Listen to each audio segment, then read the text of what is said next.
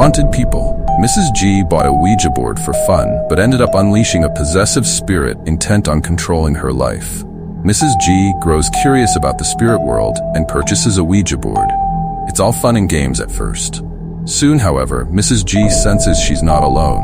The ghost of a former flame returns and reveals itself to be a menacing entity intent on controlling her life. G tries to reassure herself she's merely imagining things, but the truth is far more terrifying.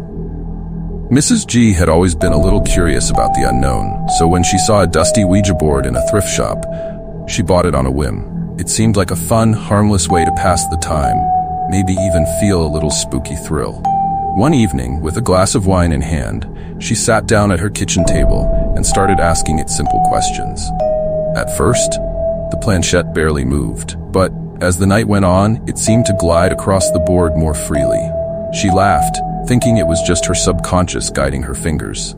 But soon, things started to feel strange. The temperature in the room dropped and the air felt thick. The board spelled out the name of someone from her past, a man she hadn't thought of in years. Her old flame, someone she once cared deeply for, but who had died in a tragic accident. At first, Mrs. G found comfort in the thought that maybe he was reaching out to her. She asked the board, "Is it really you?" The planchette slid slowly to yes.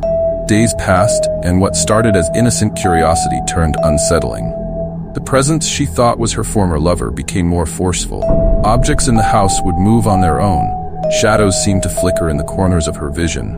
She began to feel cold fingers on her shoulder, a whisper in her ear, "You belong to me." The once gentle spirit grew dark, demanding her attention at all hours.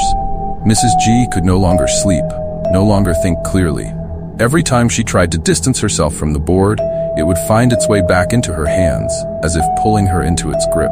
She tried to convince herself it was just her imagination running wild, that the stress of life was playing tricks on her mind. But the signs were undeniable.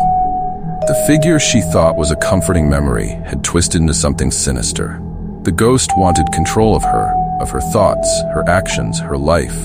Desperate, she threw the board away, but even then, the presence lingered, an unseen force hovering just behind her, waiting for the moment to fully take over. The truth was terrifying. She had opened a door, and now she couldn't close it.